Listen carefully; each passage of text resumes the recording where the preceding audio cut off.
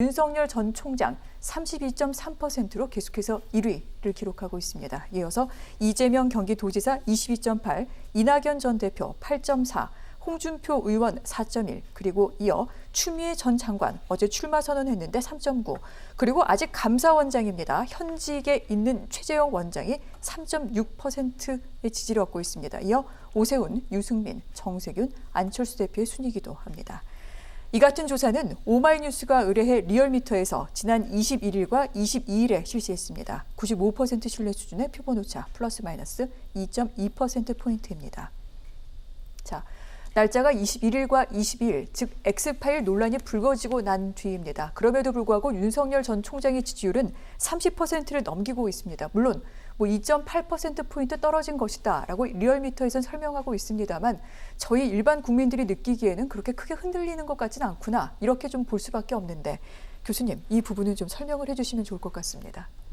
영향을 미치지 않죠. 왜냐하면 여기 판도라의 상자가 있네 그랬는데 그 안에 소설책이 들어있는지 희망이 들어있는지 아무도 못 봤잖아요.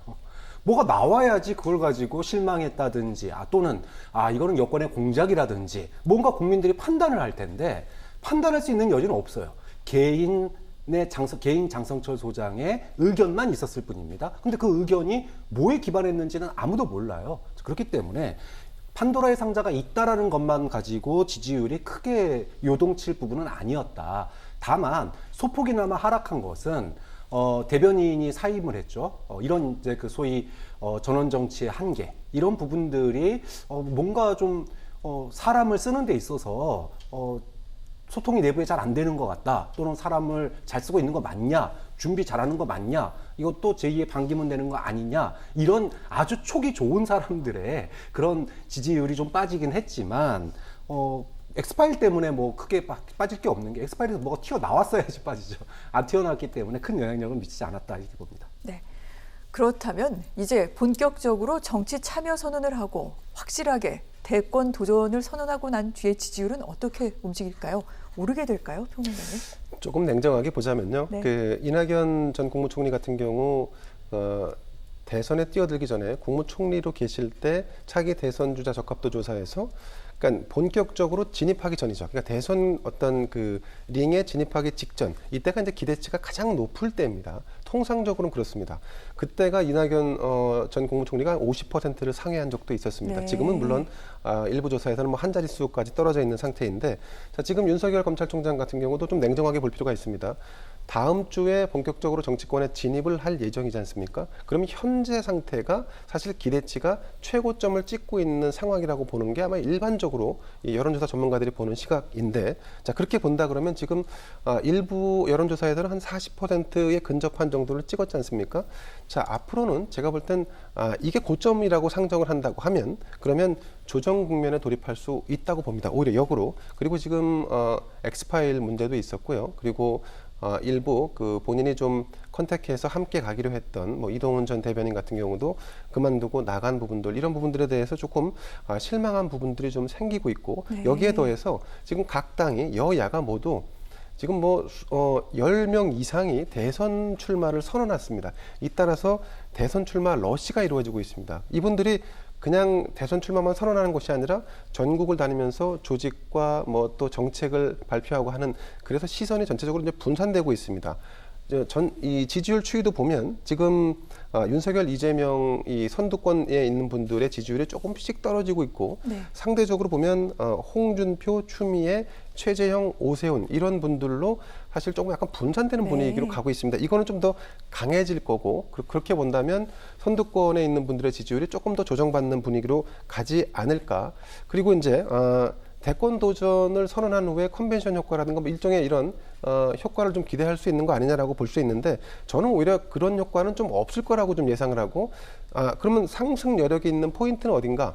오히려 입당을 결정했을 때가 오히려 상승 포인트가 하나 있을 수 있고, 그리고 대안 주자로 거론되고 있는 최재형이나 김동연 이분들이 궁극적으로 당에 입당하지 않고 네. 드랍을 하는 상황이 올 때 그 결국 대안은 없구나, 윤석열이구나라고 하는 기대치를 좀 더 끌어올릴 수도 있다고 봅니다. 그래서 지금 오히려 저는 그 ARS 말고 이제 전화 면접 조사 같은 경우 윤석열 전 검찰총장의 지지율이 약 한 20% 초반대를 형성하고 있습니다. 그렇다면 전화 면접 조사, 뭐 한국갤럽이 하든 뭐 NBS 조사든 이런 데서 20%대를 조정 국면에서 지킬 수 있느냐? 지킨다면 사실은 이 범야권에서는 대세론을 네. 계속 형성하고 갈 수 있을 것이고, 그게 무너진다 그러면 정말로 조정이 아니라 범야권의 정말 지각 변동을 초래할 수도 있겠다라고 하는 분석을 해봅니다. 그렇군요.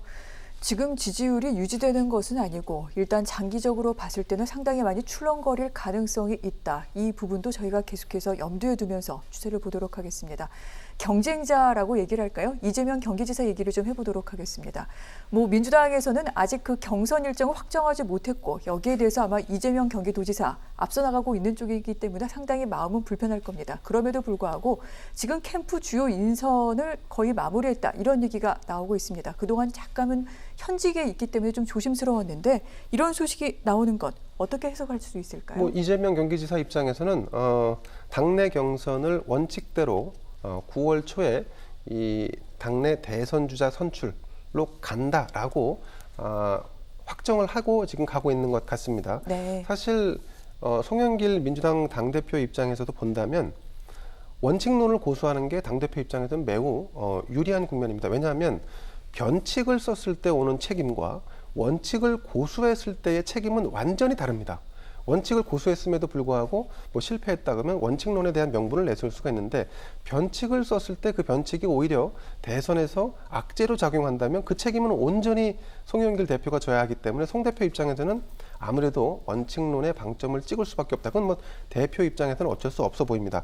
그리고 또 박용진 지금 민주당 대선 주자의 발언에 제가 주목하는데, 지금도 이재명을 이길 수 없는데 2달 뒤에 우리가 과연 그럼 이재명을 이길 수 있는가라는 발언까지 하거든요. 그러니까 이 일정을 연기하는 것이 흥행을 할 수 있느냐 아니면 1위 주자를 꺾을 수 있느냐 뭐 이런 변수가 과연 성공 가능하냐를 따져볼 때 그 가능성이 크지 않다고 한다면 오히려 원칙을 고수하는 게 민주당이 이 유권자나 국민들 지지층의 네. 입장에서 볼 때 그래 그게 맞다라고 해서 오히려 더 붐업을 시킬 수 있거나 아니면 관심을 집중시킬 수 있다라고 봅니다. 변칙이 성공하는 과거에는 별로 없었거든요. 그리고 문재인 대통령이 당내 경선을 치를 때도 사실은 이 원칙론을 고수했었습니다. 그러니까 원칙론을 지킨다는 것이 네. 이재명 경기지사 입장에서는 매우 중요할 수밖에 없다고 보고요.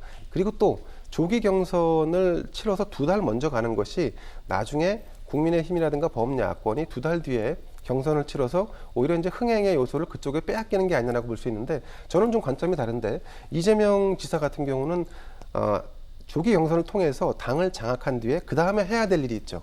외연을 확장하고 현 정권과는 차별화를 네. 시도할 필요가 있습니다. 결국은 대선이라는 것은 뭐 과반의 어떤 득표를 얻어야지만 내가 집권을 할 수 있는 게 되는 거기 때문에 지금은 뭐 어떤 문재인 세력 아니면 뭐 강성 민주당 어떤 지지층의 눈치를 볼 수밖에 없는데, 후보가 되고 나면 외연 확장해서 조금 자유로워질 수 있다는 점, 오히려 그런 점에서는 이재명 지사는 지금 조기에 경선을 치르는 게 좋겠다라고 판단을 하고 있는 것 같습니다. 그래서 아마 지금 조직도 다 꾸리고 그리고 네. 본격적으로 경선에 시동을 걸자라고 해서 지금 푸시를 하고 있는 상황으로 보입니다. 그렇군요.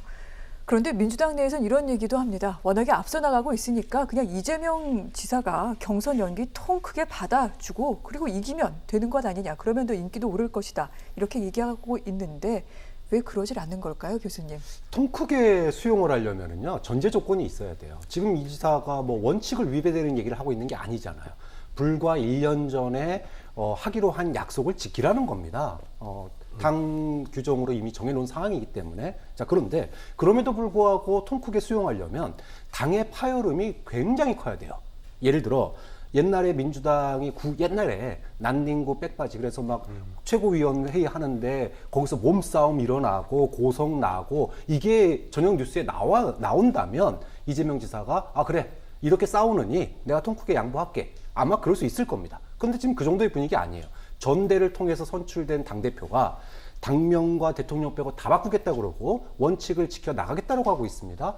당대표마저도 만약에 이 지사한테 양보하라 그러면은 고민할 수밖에 없을 텐데, 당내 일각에서 여전히 지도부 안에서도 자신의 목소리를 지지해 준단 말이에요. 그다음에 또 하나, 만약에 통 크게 양보했을 경우에 변수가 있습니다. 그 변수가 뭐냐면 추미애 전 장관이 지금 출마 선언을 했단 말이에요. 그런데 추미애 전 장관이 불러올 여파는 단순하게 개인 추미애가 아닙니다. 조국의 시간을 갖다가 끌고 올 수 있다는 거예요. 네. 민주당이 다음 대선에서 이기려면 이재명 지사는 분명하게 생각할 겁니다.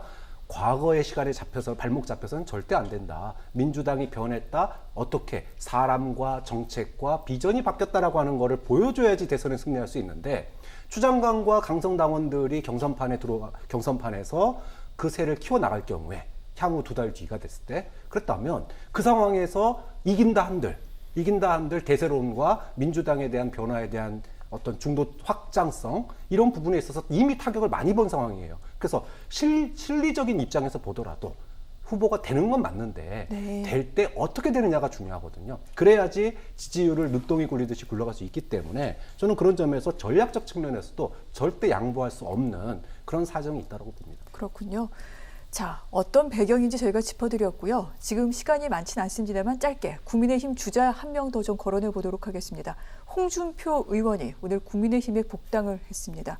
뭐 사실 국민의힘 안으로 이제 치면은요 1위 주자이기도 하고요. 아마 본인도 대선에 대한 뜻이 있는 것 같은데 평론가님 그렇게 보십니까? 네, 100% 홍준표 의원은 대권 도전을 할 겁니다. 네. 본인이 어떤 하나의 미랄이 되겠다라고 하는 것은 정치적인 수사이고요. 본인이 당의 대표 주자가 되겠다라고 하는 얘기를 조금 점잖게 표현한 걸로 그렇게 해석이 됩니다.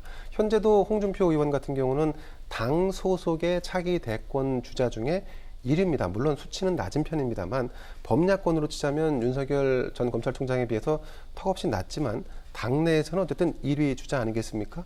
그래서 제가 이제 실제 경선을 만약에 당내에서 한다 그러면 윤석열 검찰총장이 없는 상태에서 당내 대선 경선한다 그러면 홍준표 의원이 1등할 가능성이 저는 있다고 봅니다. 개인적으로. 참 재미있는 대목은 뭐냐면요.